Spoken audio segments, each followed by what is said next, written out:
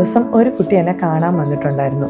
അപ്പോൾ ആ കുട്ടി ഇങ്ങനെ ഷെയർ ചെയ്തു, എനിക്ക് ഭയങ്കര സങ്കടങ്ങളാണ്, എനിക്ക് ആദ്യം ഭയങ്കര ദേഷ്യം വരും, ഞാൻ എൻ്റെ വീട്ടിലുള്ളവരോടൊക്കെ ഭയങ്കരമായിട്ട് ദേഷ്യപ്പെടുന്നു, അതിനുശേഷം എനിക്കിങ്ങനെ തോന്നുവാണ് എനിക്ക് വേണ്ട കെയറും അതേപോലെ എനിക്ക് വേണ്ട സ്നേഹമൊന്നും എൻ്റെ വീട്ടിലുള്ളവർ തരുന്നില്ല, ഞാൻ ഒരു ഒറ്റപ്പെട്ട ജീവിതമാണ് നയിക്കുന്നത്, മറ്റുള്ളവർക്ക് കിട്ടുന്ന ആ ഒരു കെയറൊന്നും എനിക്ക് കിട്ടുന്നില്ല, മറ്റുള്ളവരുടെ ലൈഫ് സ്റ്റൈലൊക്കെ കണ്ടിട്ട് ഞാനൊരു ഇങ്ങനത്തെ ഒരു ജീവിതമാണല്ലോ നയിക്കുന്നത് എന്നെല്ലാം ഓർത്തിട്ട് എനിക്കൊരു സ്വന്തം എൻ്റെ വ്യക്തിത്വത്തോട് തന്നെ ഒരു ലജ്ജ തോന്നുവാണ്. അതേപോലെ തന്നെ ഞാൻ ഒന്നുമില്ലാത്തൊരു ജീവിതം നയിക്കുവാണ്, ഞാനൊരു സീറോ ആയിട്ട്. എനിക്ക് ഒരുപാട് കഴിവുകളുണ്ടായിരുന്നു, അതൊന്നും എനിക്ക് യൂസ് ചെയ്യാൻ കഴിയുന്നില്ല, ഞാൻ ഈ ആൾക്കാർക്ക് വേണ്ടിയിട്ട് ഞാൻ ഈ വീട്ടിൽ ജീവിച്ചു പോവുകയാണ്, കുട്ടികളുടെ കാര്യങ്ങൾ, ഭർത്താവിൻ്റെ കാര്യങ്ങൾ, വീട്ടിലുള്ളവരുടെ കാര്യങ്ങളൊക്കെ ചെയ്ത് തീർത്ത് ഞാൻ ഈ വീട്ടിലിങ്ങനെ പോവുകയാണ്. പക്ഷേ അതിനൊന്നും ഒരു ഫലമില്ല, കാരണം അവർ എനിക്ക് ആ സ്നേഹമൊന്നും തിരിച്ചു തരുന്നില്ല. ഞാൻ ഒരുപാട് സ്നേഹത്തോടെ ഞാനൊരു ഫുഡ് ഉണ്ടാക്കി പ്രിപ്പയർ ചെയ്ത് കൊണ്ട് വെക്കുമായിരിക്കും, പക്ഷെ ആ ഒരു സ്നേഹവും കെയറൊന്നും അവരെനിക്ക് തരുന്നില്ല എന്നെല്ലാം പറഞ്ഞ് ഇവൾക്ക് ഭയങ്കര സങ്കടമായിരുന്നു ഉണ്ടായിരുന്നത്. ഒരുപാട് നെഗറ്റീവ് തോട്ട്സുകൾ മാറി വരുന്നു. പക്ഷെ വെറുതെ ഇരിക്കുന്ന സമയത്തൊക്കെ ഒരുപാട് കരയുന്നു, റീസൺസ് ഒന്നും അറിയില്ല, പക്ഷെ ഉള്ള റീസൺസൊക്കെ ഞാൻ അരിച്ചു പെറുക്കി ഞാൻ എൻ്റെ ജീവിതം മുന്നോട്ട് പോവുകയാണെന്നല്ല. പക്ഷേ കുറച്ച് ദിവസങ്ങൾക്ക് ശേഷം ഇതിനെയൊക്കെ ഞാൻ കാമായിട്ട് ഞാൻ എന്തൊക്കെ പ്രിക്കോഷൻസാണ് ഞങ്ങളുടെ റിലേഷൻഷിപ്പിൽ എടുക്കേണ്ടത് എന്നെല്ലാം തീരുമാനിച്ച് ഞാനൊരു കാമായിട്ട് ഉള്ളൊരു ജീവിതത്തിലോട്ട് വീണ്ടും മുന്നോട്ട് പോവുകയാണ്. ഞാൻ വീണ്ടും എല്ലാ എൻ്റെ എനർജിയും എടുത്ത് ഞാൻ ആ റിലേഷൻഷിപ്പിനെ റീബിൽഡ് ചെയ്ത് കൊണ്ടുപോകുന്നുള്ളതൊക്കെ.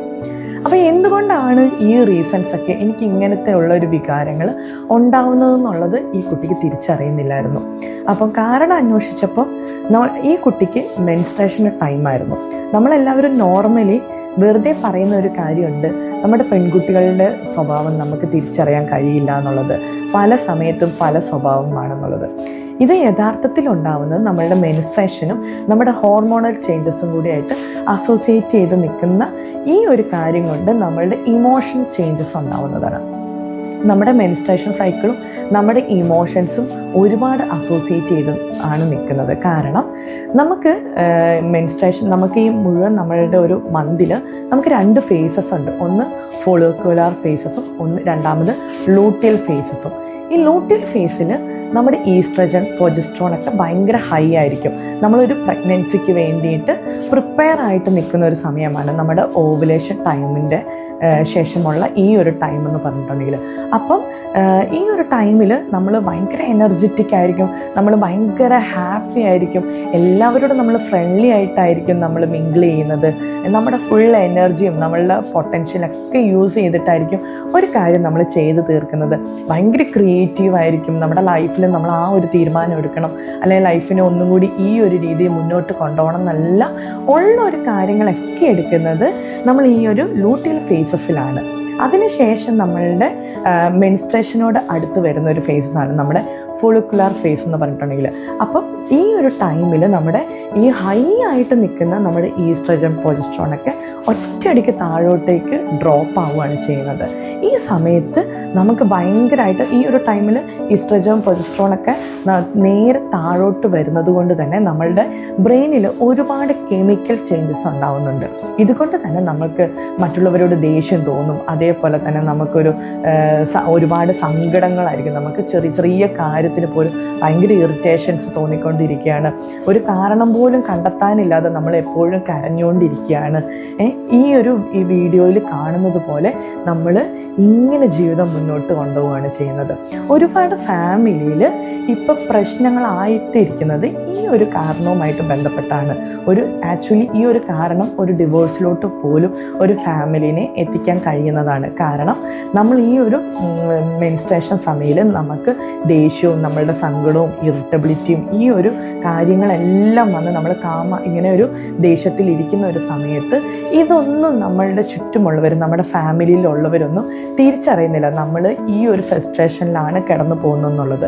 അപ്പം അവരുടെ ഒരു സ്നേഹവും കെയറും ഒന്നും ഈ സമയത്ത് നമുക്ക് കിട്ടാതെ വരുമ്പോൾ നമ്മൾ ഇത്രയും കരഞ്ഞ് നമ്മൾ ഇത്രയും ഫ്രസ്ട്രേറ്റഡ് ആയിട്ട് ഈ ഒരു ഇമോഷണൽ ചേഞ്ചസിൽ നമ്മൾ കടന്നു പോകുമ്പോൾ ആ ഒരു സ്നേഹവും കെയറും ഒന്നും നമ്മുടെ ചുറ്റുമുള്ളവരുടെ അടുത്ത് കിട്ടാതെ വരുന്ന സമയത്ത് ആക്ച്വലി നമ്മൾ ലൂട്ടിയൽ ഫേസിലോട്ട് പോകുന്ന സമയത്ത് ഈ ഒരു സമയത്ത് നമുക്കെന്താവും, ഇതിൻ്റെ ഫ്രസ്ട്രേഷൻസ് ഉണ്ടാവും. കാരണം പല സമയത്തും നമ്മുടെ വഴക്കുകളൊന്നും സോൾവ് ആയിട്ടുണ്ടാവില്ല. അപ്പം ഭർത്താക്കന്മാരും അല്ലെങ്കിൽ വീട്ടിലുള്ളവരും എന്താണ് ചിന്തിക്കുക, ഇവർക്ക് എപ്പോഴും ദേഷ്യമാണ്, അവരും നമ്മളോട് മിണ്ടാതിരിക്കും. അപ്പോൾ ആക്ച്വലി ഫീനിക്സ് പക്ഷിനെ പോലെ ഉയർത്തെഴുന്നേൽക്കേണ്ട ഈ ടൈമിൽ നമ്മളെന്താവും, ഒന്നുകൂടി ഫ്രസ്ട്രേറ്റഡ് ആവും. കാരണം അവർക്ക് നമ്മളെ മനസ്സിലാക്കാൻ കഴിയുന്നില്ല. നമ്മൾ എത്ര എക്സ്പ്ലെയിൻ ചെയ്യും, ഈ ഒരു ടൈമിൽ നമുക്കുണ്ടായ ഈ പ്രശ്നത്തെക്കുറിച്ച് നമ്മൾ ഈ പ്രശ്നമൊക്കെ സോൾവ് ചെയ്യാൻ വേണ്ടിയിട്ട് ഒരുപാട് നമ്മൾ ശ്രമിക്കും ഈ ഒരു ലൂട്ടിൽ ഫേസിൽ. അപ്പം പക്ഷേ പല ഫാമിലിയിലും അതൊന്നും അവർ തിരിച്ചറിയാൻ ഇടവരുത്തില്ല. കാരണം അവരെന്ത് ചെയ്യും, ഈ കുട്ടീൻ്റെ സ്വഭാവം ഇങ്ങനെ തന്നെയാണെന്നുള്ള ഒരു ജഡ്ജ്മെൻറ്റിലോട്ട് കിടത്തും. അല്ലെങ്കിൽ പലപ്പോഴും ഒരു ദിവസം കൊണ്ട് തീരേണ്ട ഒരു പ്രശ്നം ഒരുപാട് ദിവസത്തിലോട്ട് കടന്നു പോകും. അപ്പോഴേക്കും നമ്മളുടെ വീണ്ടും എന്ത് ചെയ്യും, ഫോളിക്കുലർ ഫേസ് കടന്നു വരും. അപ്പോൾ വീണ്ടും നമുക്ക് അടുത്ത മാസമാവും മെൻസ്ട്രേഷൻ വരും. വീണ്ടും നമ്മൾ അവരോട് ദേഷ്യപ്പെടാൻ തുടങ്ങും, അവരോട് ഇതേപോലെ തന്നെ നമ്മൾ സങ്കടത്തിലോട്ട്. ഇത് തുടർച്ചയായിട്ട് ഒരു കുറച്ചധികം മാസങ്ങൾ നീണ്ടു നിൽക്കുമ്പോൾ ഒരു ഫാമിലിയിൽ ഒരുപാട് പ്രശ്നങ്ങൾ വരും. ഒരു ഫാമിലി ഒരു ഡിവോഴ്സിലോട്ടൊക്കെ കടന്നു പോകേണ്ടതായിട്ട് വരും. അല്ലെങ്കിൽ ഒരു ടോക്സിക് റിലേഷൻഷിപ്പ് പോലെ ആയിരിക്കും രണ്ടു പേർക്കും തോന്നുക. അവർ രണ്ടുപേരും ഇത് പല റെസ്പോൺസിബിലിറ്റി, കുട്ടികൾ എന്നുള്ള റെസ്പോൺസിബിലിറ്റിയിൽ അവർ ഈ ഒരു റിലേഷൻഷിപ്പ് കണ്ടിന്യൂ ചെയ്തു പോകും. പക്ഷെ അവരുടെ ഇടയിൽ സ്നേഹവും കാര്യവും ഒന്നും ഉണ്ടാവത്തില്ല. ഇതിൻ്റെയൊക്കെ ബേസായിട്ട് വരുന്നത് നമ്മുടെ ഈ മെൻസ്ട്രേഷൻ തന്നെയാണ് അല്ലേ. നമ്മൾ പറയും ഇതാണ് അതിൻ്റെ കുറ്റക്കാരെന്ന് തന്നെ പറയാം. അപ്പം നമുക്ക് ചെയ്യാൻ പറ്റുന്ന ഒരേ ഒരു കാര്യമേ ഉള്ളൂ, പെൺകുട്ടികളിൽ എന്താണെങ്കിലും ഈ ഇമോഷണൽ ചേഞ്ചസ് എല്ലാ മാസവും വരുന്നുണ്ട്. അപ്പോൾ ഈ ഒരു ടൈമിൽ നമ്മൾ ആദ്യം മനസ്സിലാക്കേണ്ട ഒരു കാര്യം, ഇത് നമ്മളുടെ മെൻസ്ട്രേഷൻ ആയതുകൊണ്ടാണ് നമുക്ക് ഈ നെഗറ്റീവ് തോട്ട്സുകൾ വരുന്നത്, അതേപോലെ നമുക്ക് സങ്കടങ്ങൾ വരുന്നത്, മറ്റുള്ളവരെ കുറ്റപ്പെടുത്താൻ തോന്നുന്നത്. നമുക്ക് ഒരു ഭൂരിഭാഗം പെൺകുട്ടികൾക്ക് ഈ സമയത്ത് വീട്ടിൽ നിന്ന് ഇറങ്ങിപ്പോവാനും അതേപോലെ സൂയിസൈഡൽ തോട്ട്സുകളും എല്ലാം വരുന്ന ഒരു സമയമാണ്. അപ്പോൾ ഇതൊക്കെ നമ്മൾ ബേസായിട്ട് മനസ്സിലാക്കി വെക്കേണ്ടത്, നമുക്കിത് മെൻസ്ട്രേഷൻ ഉള്ളതുകൊണ്ടാണ് ഈ തോട്ട്സുകൾ, മറ്റുള്ളവരോടുള്ള ദേഷ്യവും അല്ലെങ്കിൽ ഈ സങ്കടങ്ങളൊക്കെ വരുന്നതെന്ന്. അതേപോലെ തന്നെ ആ വീട്ടിലുള്ളവരും അതേപോലെ തന്നെ നമ്മളുടെ പാർട്ട്ണറും വീട്ടിലുള്ള നമ്മുടെ ബാക്കി റിലേറ്റീവ്സ് ഒക്കെ മനസ്സിലാക്കി വെക്കണം, മെൻസ്ട്രേഷൻ ആയതുകൊണ്ടാണ് ഈ കുട്ടി ഇങ്ങനെ പെരുമാറുന്നത്, മറ്റുള്ളവരോട് ദേഷ്യപ്പെടുന്നതും. അതേപോലെ ആ സമയത്ത് ഒന്ന് ഒഴിഞ്ഞു മാറുക, ഈ ഒരു സിറ്റുവേഷനിൽ നിന്ന് ഒന്ന് ഒഴിഞ്ഞു മാറുക. ചില സമയങ്ങളിലൊക്കെ ഒന്ന് വിട്ടുവീഴ്ചയോടുകൂടി തന്നെ ആ പെൺകുട്ടീനെ ഒന്ന് ചേർത്ത് പിടിക്കാൻ വേണ്ടിയിട്ട് നോക്കുക.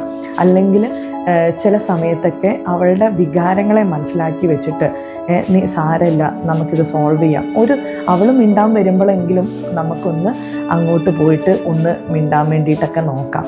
അപ്പം ഇങ്ങനത്തെ കാര്യങ്ങളൊക്കെ ഒന്ന് പരസ്പരം അഡ്ജസ്റ്റിൽ പോവുകയാണെങ്കിൽ ഒരു ഫാമിലി ലൈഫ് വളരെ നന്നായിട്ട് തന്നെ മുന്നോട്ട് പോകും. ഇതോടൊപ്പം തന്നെ നമുക്ക് ഈ നമ്മുടെ ഹോർമോണൽ ചേഞ്ചസും ഈ വികാരങ്ങളെയൊക്കെ നിയന്ത്രിക്കാൻ വേണ്ടിയിട്ട് ചില ഫുഡുകളും നമുക്ക് ഹെൽപ്പ് ചെയ്യുന്നതായിരിക്കും. ഇപ്പം നിങ്ങൾക്ക് ഭയങ്കരമായിട്ട് ഒരു ദേഷ്യമാണ് മറ്റുള്ളവരോട് വരുന്നത് എന്നുണ്ടെങ്കിൽ, പാർട്ട്ണറാണെങ്കിലും വീട്ടിലുള്ളവരാണെങ്കിലും ഒരു ഐസ്ക്രീം മേടിച്ചു കൊടുത്ത് നോക്കുക. കാരണം ആ സമയത്ത് അവർക്കൊന്ന് കാമാവാൻ വേണ്ടിയിട്ട് ഈ ഒരു ഐസ്ക്രീം ഹെൽപ്പ് ചെയ്യും. അതേപോലെ തന്നെ നിങ്ങൾക്ക് ഒരുപാട് ചോക്ലേറ്റ് കഴിക്കാനുള്ള ഒരു ക്രേവിങ്സ് ആണ് ഉണ്ടാവുന്നതെങ്കിൽ ആ ഒരു സമയത്ത് നമ്മൾ മനസ്സിലാക്കണം, നമുക്ക് ഒരുപാട് സ്നേഹം അതേപോലെ തന്നെ നമുക്ക് ഒരുപാട് കെയറിങ് ഒക്കെ മറ്റുള്ളവരുടെ അടുത്ത് നിന്ന് ആവശ്യമാണെന്നുള്ളത്. അതേപോലെ നിങ്ങൾക്ക് ഒരുപാട് ക്രിസ്പി ആയിട്ടുള്ള സാധനങ്ങളാണ് നിങ്ങൾക്ക് കഴിക്കാൻ തോന്നുന്നത് എന്നുണ്ടെങ്കിൽ നിങ്ങൾക്കൊരു ഒറ്റയ്ക്കായ പോലെ തോന്നുകയാണ്, ഒരു ലോൺലിനെസ് ആയിട്ടുള്ളത് പോലെ തോന്നുകയാണ്, മൂഡൊക്കെ ഒന്ന് ഡൗൺ ആയ പോലെ തോന്നുന്നത് കൊണ്ടൊക്കെയാണ് നിങ്ങൾക്കൊരു ക്രിസ്പി ആയിട്ടുള്ളൊരു സാധനം നിങ്ങൾക്ക് കഴിക്കാൻ വേണ്ടി തോന്നുന്നത്. അപ്പം നമ്മുടെ ഈ മെൻസ്ട്രേഷൻ്റെ സമയത്തുള്ള ഫുഡിൻ്റെ ക്രേവിങ്സ് വെച്ചിട്ടും നമുക്ക് മനസ്സിലാക്കാൻ കഴിയും നമ്മളിപ്പോൾ ഏത് വികാരത്തിലാണ്, നമുക്ക് എന്താണ് ഇപ്പോൾ ആവശ്യമായിട്ടുള്ളതെന്നുള്ളതൊക്കെ മനസ്സിലാക്കാൻ വേണ്ടിയിട്ട് സാധിക്കും. ആക്ച്വലി കൂടുതൽ പെൺകുട്ടികളും ഒരുപാട് ഫുഡ് കഴിക്കുന്ന ഒരു സമയമായിരിക്കും ഈ മെൻസ്ട്രേഷൻ സമയം എന്ന് പറഞ്ഞാൽ. നമ്മളെത്ര ഡയറ്റും നമ്മളെത്ര കോൺഷ്യസ് ആണെങ്കിലും ഈ മെൻസ്ട്രേഷൻ ടൈമിൽ നമുക്ക് ഒരുപാട് ഫുഡ് കഴിക്കേണ്ടതായിട്ട് വരും. കാരണം നമ്മൾ ഒരുപാട് സ്ട്രെസ്ഡ് ആയിട്ട് നിൽക്കുന്നത് കൊണ്ടാണ് നമുക്ക് ഒരുപാട് ഫുഡ് കഴിക്കേണ്ടതായിട്ട് വരുന്നത്. അപ്പം ഇനി അടുത്തൊരു തവണ നിങ്ങൾക്ക് മെൻസ്ട്രേഷൻ ആകുമ്പോൾ അല്ലെങ്കിൽ നിങ്ങളുടെ പാർട്ട്ണർക്ക് മെൻസ്ട്രേഷൻ ആകുമ്പോൾ നിങ്ങൾ മനസ്സിലാക്കേണ്ട ഒരു കാര്യമാണ്, ഇത് അവളുടെ കാരണം കൊണ്ടല്ല, അവളുടെ ഉള്ളിൽ നടക്കുന്ന ഈ ഹോർമോണൽ ചേഞ്ചസ് കൊണ്ടാണ് ഇത്തരത്തിലുള്ള രീതിയിലുള്ള വികാരത്തിലൂടെയൊക്കെ അവൾ കടന്നു പോകുന്നതെന്ന്. അപ്പോൾ ലൂട്ടിയൽ ഫേസസിലോട്ട് നിങ്ങൾ എന്ത് ചെയ്യുക, വെയിറ്റ് ചെയ്യുക. നിങ്ങളുടെ ഒരു ഫീനിക്സ് പക്ഷിനെ പോലെ തന്നെ നിങ്ങളും ആ ഒരു ടൈമിൽ ഉയർത്തെഴുന്നേൽക്കുക. നിങ്ങളുടെ പാർട്ട്ണറെയും നിങ്ങൾ ഒരുപാട് ചേർത്ത് പിടിക്കാൻ വേണ്ടിയിട്ട് ഈ ഒരു സമയത്ത് നിങ്ങൾ ശ്രദ്ധിക്കുകയും കൂടി ചെയ്യണം.